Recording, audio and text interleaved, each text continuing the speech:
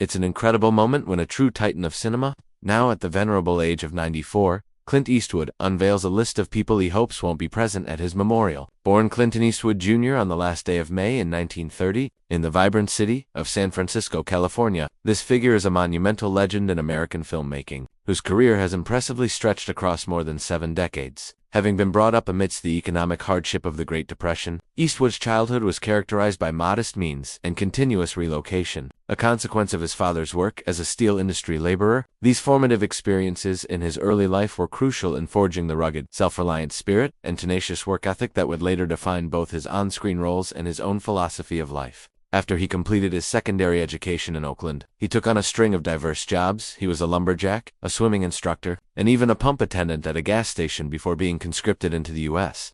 Army during the Korean War. His tenure in the military didn't just instill profound discipline, it also served as an unexpected entry point into the world of movies. As he began to interact with aspiring actors and directors while stationed at Fort Ord, Eastwood's path into the glitzy world of Hollywood was a blend of luck and unrelenting persistence. His acting journey commenced in the 1950s, filled with minor, often uncredited parts in low-budget films. His significant break arrived in the late 1950s when he secured the role of Rowdy Yates in the hugely successful television western Rawhide. Initially considered a supporting character, Eastwood's inherent charm and powerfully reserved demeanor quickly elevated him to a fan favorite. This heightened profile became the springboard for his transition to global celebrity in the 1960s, primarily through his unforgettable performances in Sergio Leone's groundbreaking Dollars trilogy, A Fistful of Dollars.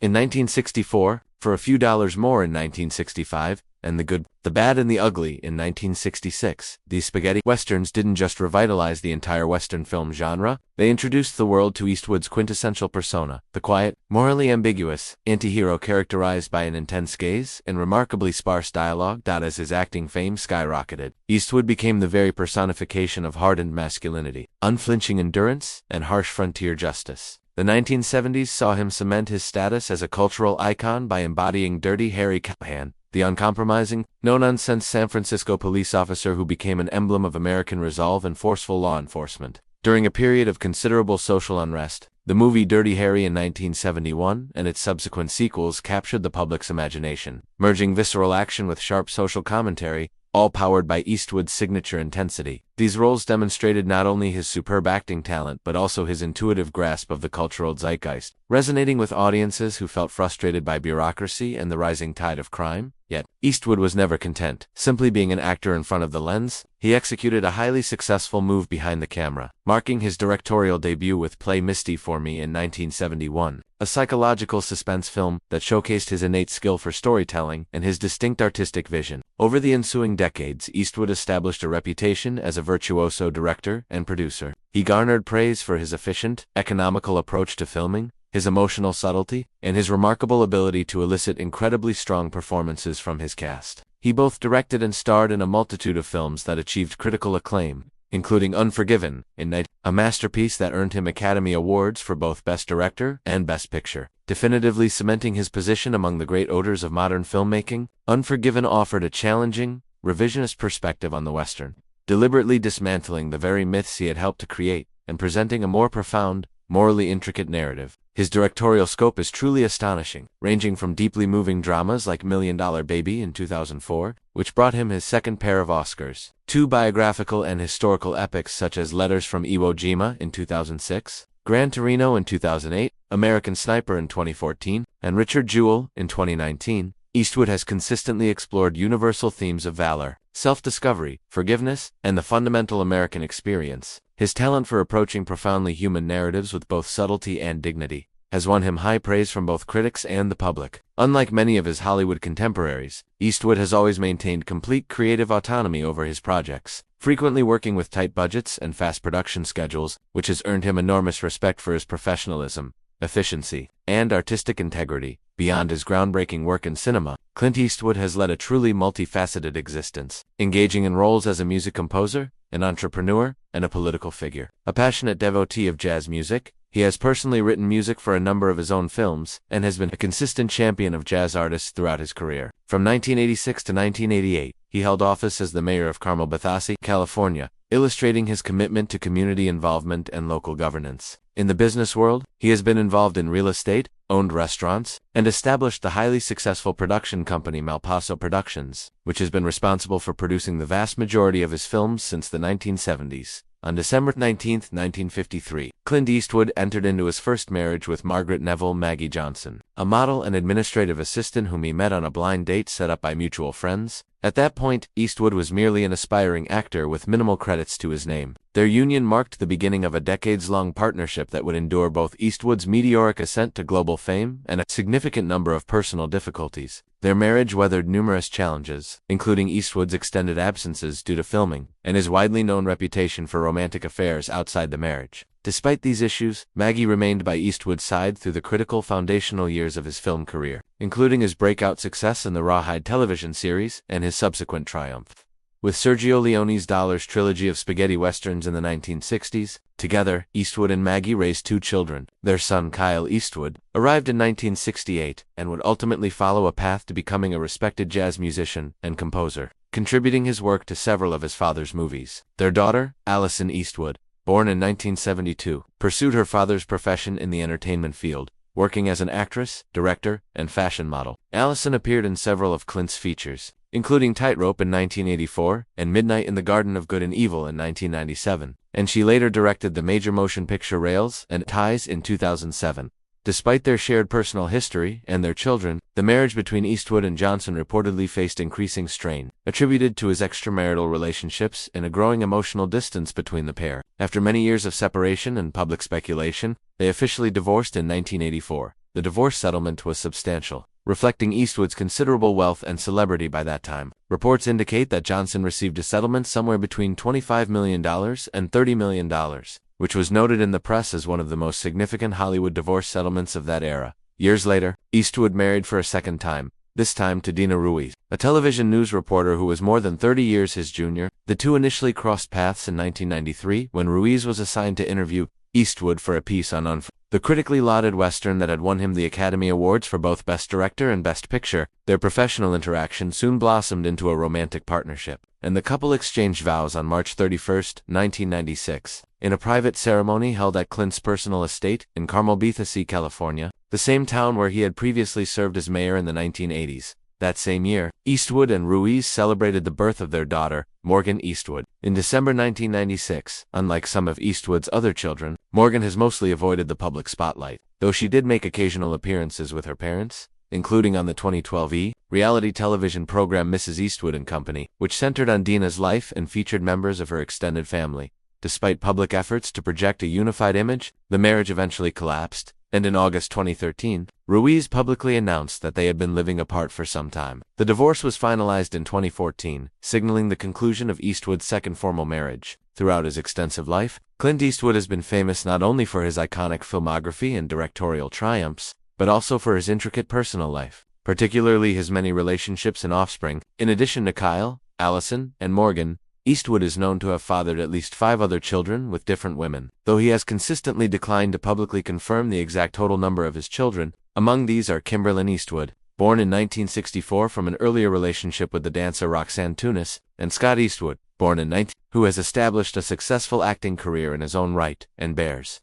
a striking resemblance to his father in both appearance and screen presence. Eastwood's other confirmed children include Catherine Reeves, Francesca Eastwood, and Lori Murray, the latter of whom was adopted by another family and only later re-established contact with her biological father. Despite presiding over a large and occasionally complex family situation, Eastwood has generally maintained his silence regarding his personal relationships or his children in public, choosing instead to preserve a level of privacy. Nevertheless, his many children have, at times, attended public events with him, suggesting ongoing connections with several of them. The lingering uncertainty surrounding the precise number of his children and the chronological details of his relationships has only deepened Eastwood's enigmatic public persona, strengthening his image as a deeply private individual of few words, even when the cameras aren't rolling.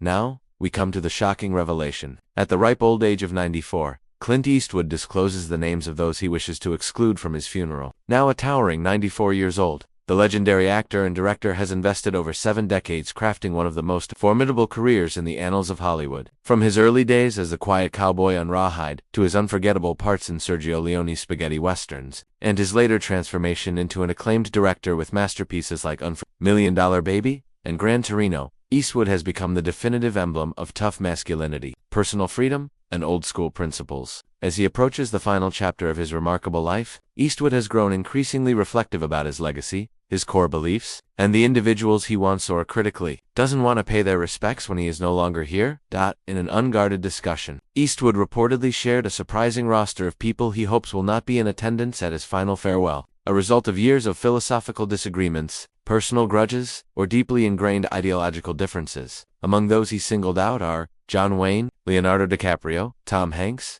Spike Lee, Michael Moore, and Sandra Locke.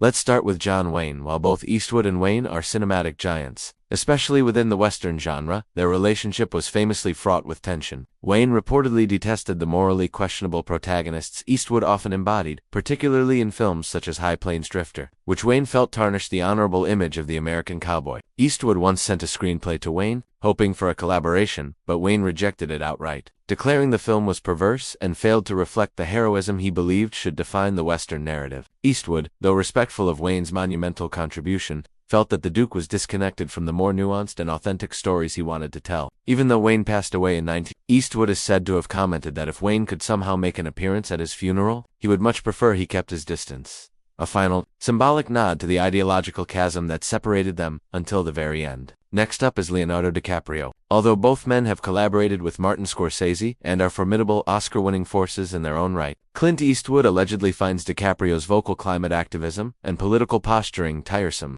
Eastwood, who has consistently identified as a libertarian with conservative inclinations, once openly criticized Hollywood elite for being overly concerned with political correctness and preoccupied with what he termed virtue signaling. DiCaprio, renowned for his highly visible environmental addresses at the United Nations and his private jet travel, which his detractors frequently cite as Hippocratic, represents to Eastwood the precise type of Hollywood duplicity that he has grown deeply weary of. Despite having directed DiCaprio and J. Edgar in 2011, Eastwood is rumored to view him as representative of a younger, new Hollywood that he neither comprehends nor holds in high esteem. Then there is Tom Hanks. As one of America's most universally beloved actors, Tom Hanks is often seen as the epitome of the wholesome, quintessential American figure. However, Eastwood and Hanks, even after working together on Sully in 2016, reportedly possess starkly differing worldviews. Eastwood is recognized for his serious, no-nonsense work ethic and his preference for minimizing takes and adhering to swift production time, while Hanks is famous for his highly collaborative and painstakingly detailed approach. Politically, Hanks is a staunch Democrat who has actively supported causes and politicians that Eastwood has openly opposed. Beyond politics, however,